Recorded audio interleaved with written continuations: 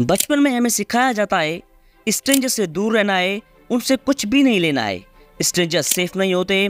बचपन में ये सारी चीज़ें हमें सिखाई जाती हैं। लेकिन आज जो मैं स्टोरी तुम्हें बताने वाला हूँ वो सुनने के बाद तुम्हारे जब आगे जाके बच्चे होंगे, तुम उनको बहुत ज़्यादा प्रोटेक्ट करके रखने वाले हो, उनका बहुत ज़्यादा ख्याल रखने वाले हो। तुम हर एक इंसान पे नज़र रखोगे जो उनके पास भी जाएगा।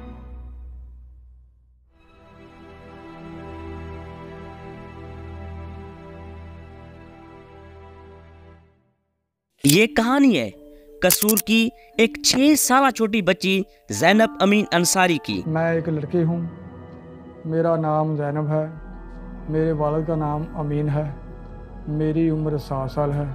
जिसके वालिदीन हज पर गए होते हैं और वो आर्जी तौर पर अपने चाचा के साथ रह रही होती है। लेकिन जनवरी 4, 2018 ज़ैनब जब शाम को सिपारे के सबक के लिए जाती है तो वापस घर नहीं आती। जब उन्होंने रात मुझे इत्तला की कि आज रात ज़ैनब रात 7 बजे ज़ैनब वो सिपारा पढ़ने गई है घर से, तो वहाँ से वो गुम हो गई है।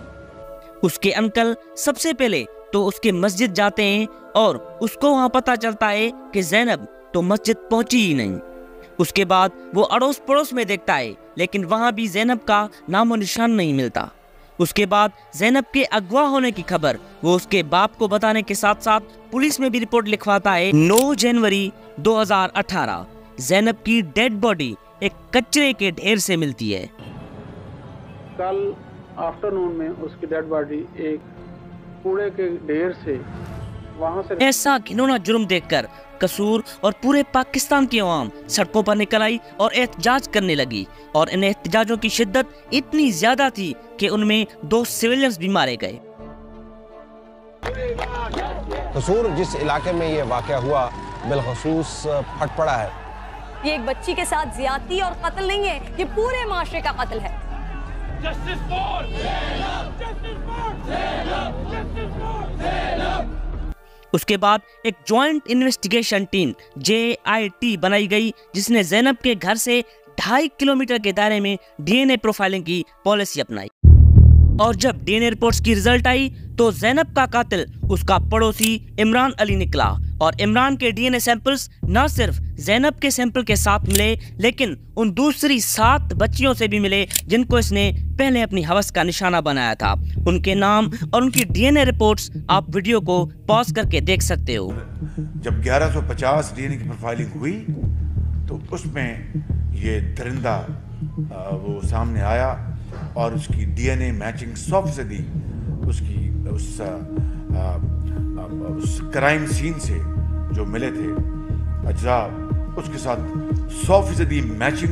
ज़ैनब की इनिशियल पोस्टमार्टम रिपोर्ट जो कि उस वक्त लोकल मीडिया में पब्लिश हो गई थी, उसमें साफ साफ लिखा था ज़ैनब को ज्यादती के बाद गला दबाकर कत्ल कर दिया गया। उसका नीचे वाला जबड़ा टूट गया था और जुबान दांतों के बीच दरमियान दबाने से बुरी तरह चोटेल और जख्मी हो गई थी। फरवरी 12, 2018 anti terrorism court of Pakistan Imran को मौत की सजा सुनाती है, और इस दरिंदे की जुर्रत देखिए, वो ATC के इस फैसले को लाहौर हाई कोर्ट में चैलेंज करता है और कहता है कि मैं कसूरवार नहीं हूँ। लेकिन लाहौर हाई कोर्ट इसकी अपील को रिजेक्ट करता है और फाइनली अक्टूबर 17 इमरान को कोर्ट लखपत जेल में 4 death penalties, kidnapping, rapping, murdering and committing an act of terrorism under section 7 of anti terrorism act के द्वारा इसको फांसी दी जाती है।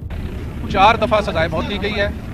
उसको अगवा करने के काउंट पे सजा मौत दी गई है, उसको बच्ची के साथ रेप करने पे सजा मौत दी गई है, उसको कत्ल करने पे सजा मौत दी गई है, और उसको 780A के नीचे सजा मौत दी गई है।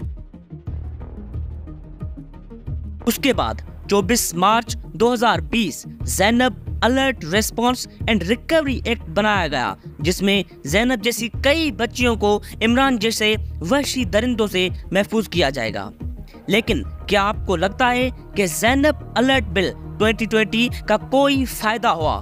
क्योंकि इसमें साफ साफ लिखा है, It is urgent and necessary to introduce system with respect to raising alerts, so that incidents such as that of 7-year-old Zainab, who was abducted, raped, and murdered in January 2018, do not occur again in future. इस पूरे paragraph का मतलब कि एक ऐसा alert system implement किया जाए जो ज़ैनब के साथ हुआ वो आगे किसी के साथ ना हो।